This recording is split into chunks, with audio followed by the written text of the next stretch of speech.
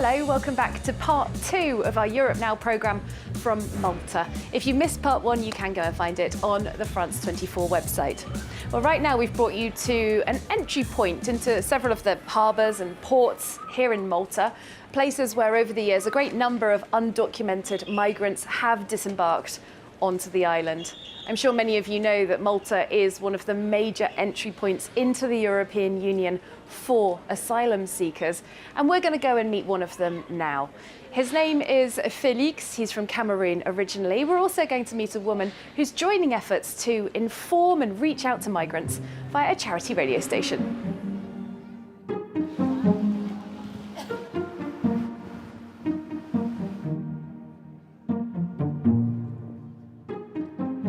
Hi Felix, thanks for meeting us. Tell me, when did you arrive here in Malta? Je suis parti du Cameroun en 2015. Quand on arrive au Nigeria, il faut bosser encore un peu. I left Cameroon in 2015. We reached Nigeria, where we had to work for a while, then Niger, then Algeria. After Algeria, Libya, where we crossed, and the crossing was very difficult. We were in inflatable boats, completely overloaded. On the 22nd of November 2019, I arrived in Malta after crossing the sea from Libya. Once in Malta, the situation was still difficult. I spent 8 months in detention without being told why. We didn't know why we were being held in prison. There were 8 men in each shipping container with bunk beds, no heating, and even the windows were broken. About your treatment in detention, can you tell me a bit more? We would shout, "Freedom, freedom, freedom. You have to free us because we don't know why we're here." One night, policemen arrived. They shut off the lights. They made everyone go outside. Some people got hit with rubber bullets in the chest. We just asked why we were there. And what's your daily life like now? There aren't really integration lessons. We do casual work that most Maltese people can't do, like in construction, or cleaning, or in hotels and the like. The situation for migrants here in Malta is quite problematic. Thank you for telling us about your experience. Let's go inside the radio station. Thank you. Lorraine Fodso is French. She's one of the small team at African Media Association Malta, where Felix has recently been invited to share his experiences.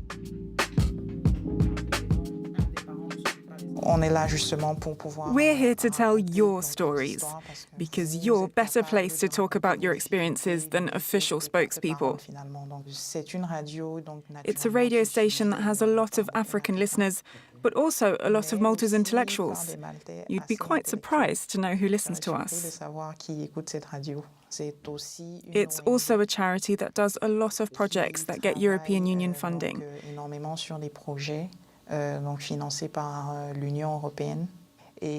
These projects aim to better integrate Africans into European society.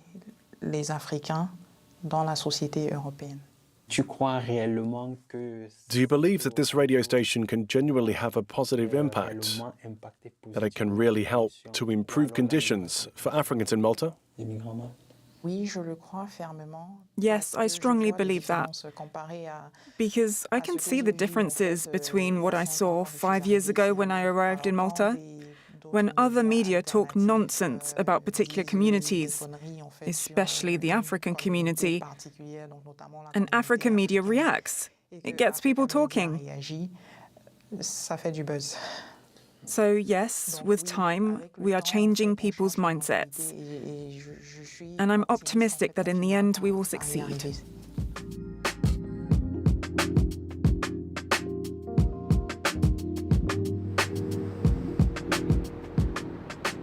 My name is Nina Gregory. I'm the Executive Director of the newly established European Agency for the Asylum, based here in Valletta, Malta.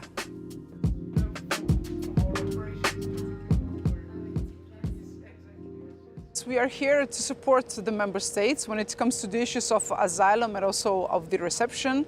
According to, of course, our observations, analysis, and together with the member states involved, we can also propose to, in a way, of course, come and support if this is needed. I think that if we, as Europe, would achieve to have fast and efficient asylum procedures, that would bring a lot of clarity in our systems, and the management migration would be more efficient.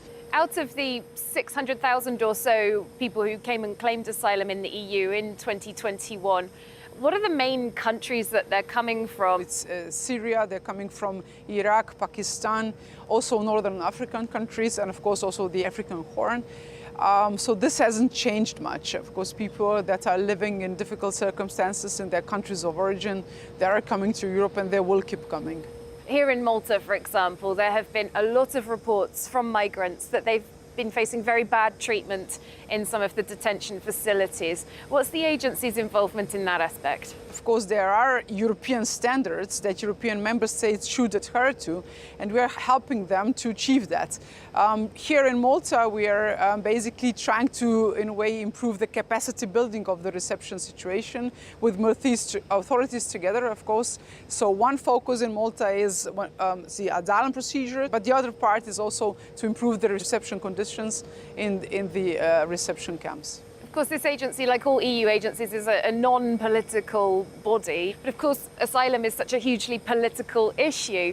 Do you sense resistance from the member states in improving those asylum facilities? Because we know in a lot of them, there's pushback against that. People saying if you make it, quote unquote, too nice for asylum seekers, it will attract people, and a lot of Europeans don't want that. Mm-hmm.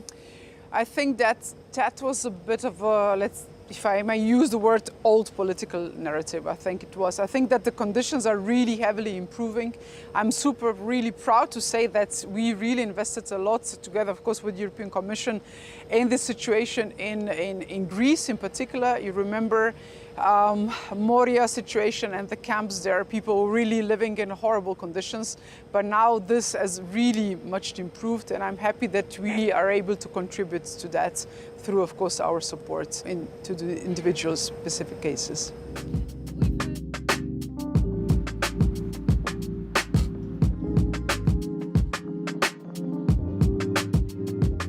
Moving on from the subject of migration to another area where Malta stands out among its European neighbours, that of abortion rights. This is the only country in the EU where it is completely illegal in all circumstances, though in reality 300 to 400 are carried out here every year. Luke Brown tells us more. I was pregnant, and it was, of course, a shock to me because I wasn't expecting that situation. Within the next day, I ordered abortion pills. As you know, abortion is illegal in Malta. The other option that I had was to go abroad. Patient A is one of an estimated 300 women who terminate their pregnancy every year in Malta. She doesn't want her identity to be known because abortion is a crime punishable with 3 years in jail. For years, she saved money for an abortion fund in case she fell pregnant. You know what annoys me a bit? The mentality that if you're a woman, you have to accept your situation, that you can't do anything about it. We say, Maltese, why did she open her legs? Like it does not take two partners to conceive. Patient A learnt about her options from the Family Planning Advisory Service, a legal pro-choice helpline run by volunteers. Gynecologist Isabel Stabile helped set it up in 2019 to push back against the official line. The women and girls who need our help are not getting the help they need. Frankly, I feel this is we're providing a disservice to not just from a cultural point of view, but also from a medical point of view. You know, my hands are literally tied by the law. Well, this is wrong. Malta has the most restrictive reproduction rights in the European Union. The morning after pill was only legalised in 2016, and pharmacies can refuse to provide it on conscientious grounds. At the International Women's Day march in Valletta, access to abortion is a key demand. Politicians can no longer run away from the reality that is going on in our country. We are a democratic country. We are proud to be progressive in our even equality laws, such as LGBTI and marriage equality. And I think it's high time that now we start recognizing women's rights and access to abortion care as being equally fundamental human rights for them too.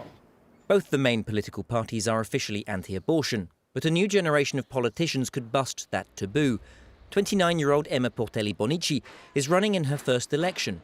She's pro-choice, a personal stance, not a political vote winner. The reality is that they have been happening forever. The only thing that a ban on abortion ensures is that people will be getting unsafe abortions, and people who need them, need to access them and cannot, will not. And unfortunately, that creates a social and economic disparity insofar as who can access abortion. Two-thirds of Maltese oppose decriminalisation, a legacy of the historical dominance of the Catholic Church. For the pro-life camp, having Maltese MEP Robert Medsola as president of the European Parliament could further their cause. Roberta Metsola, in her position, while being the president, she also needs to remember that she represents the minority, which at the moment are the people who are defending life. That echoes the debate in the EU's other most abortion-restrictive country, Poland. Last year, pro-choice campaigners protested against the new law banning almost all forms of abortion.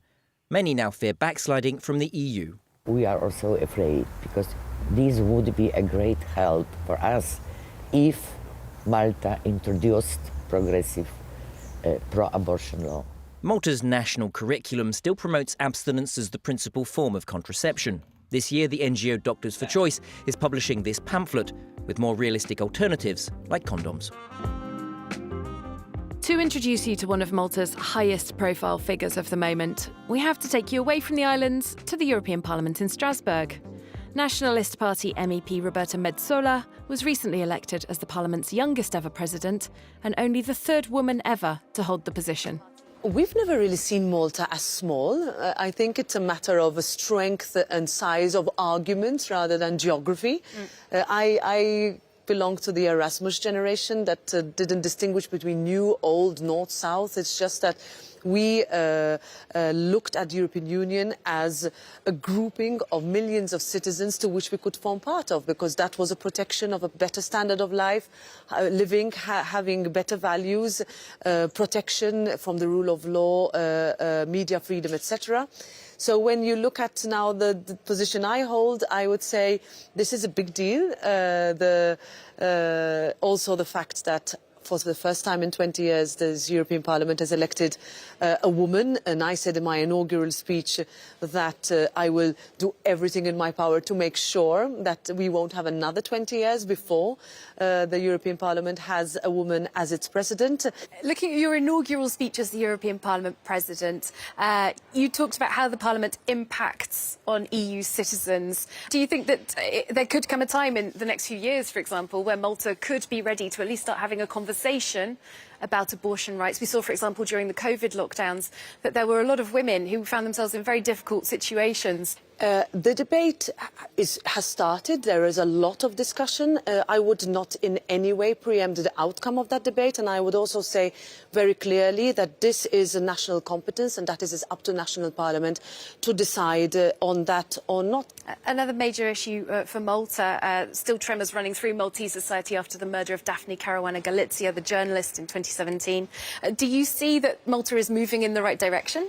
Well, all steps or progress is welcome, but we are nowhere near the ultimate aim of looking and finding the truth and making sure that justice is served. This European Parliament stood up immediately to say that we will not stop before justice is served. And that is why on my first official visit to Malta, I made it a point to visit the place where Daphne was assassinated, meet with her family, her children, her parents and her husband in order to reiterate that commitment. Not only also in Malta, there are journalists in other member states who have been killed. Jan Kuciak precisely 4 years ago, for example, together with his fiancée. That is also a case that we will continue to pursue because the European Union needs to be a safe haven for journalists, and that is what we're committed to.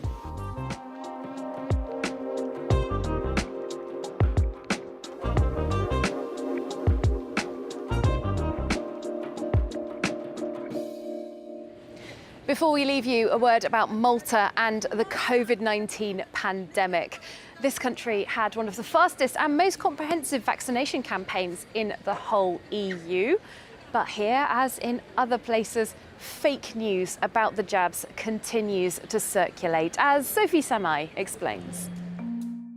have deaths from COVID-19 been higher in the most vaccinated European countries? This false theory has been popular on social networks based on claims by the French doctor Didier Raoult that vaccination has increased COVID-19 infections. What we're seeing and analysing is that vaccines have worsened the epidemic. According to this tweet, statistics would seem to illustrate that vaccines are the problem. The stats in Europe show a generalised excess death rate in 2021 since using the vaccine in adolescents, 15 to 44-year-olds and 45 to 64-year-olds. The graph comes from the EuroMOMO project, a European excess death monitoring network supported by organisations including the WHO. We can see on the chart that excess deaths, meaning deaths beyond what we'd expect in non-pandemic times, have increased in Europe since early 2020. But when we compare the different situations in individual countries, those with the highest vaccination rate, such as Malta, with 87% of its population jabbed, have not seen a significant rise in excess deaths. On the contrary, excess deaths in Europe are primarily seen in Eastern European countries, where the vaccination rate is lower. Notably, in Bulgaria, where the vaccination rate is at 28%, the lowest in Europe, while correspondingly, according to EuroMOMO, its excess death rate is the highest on the continent.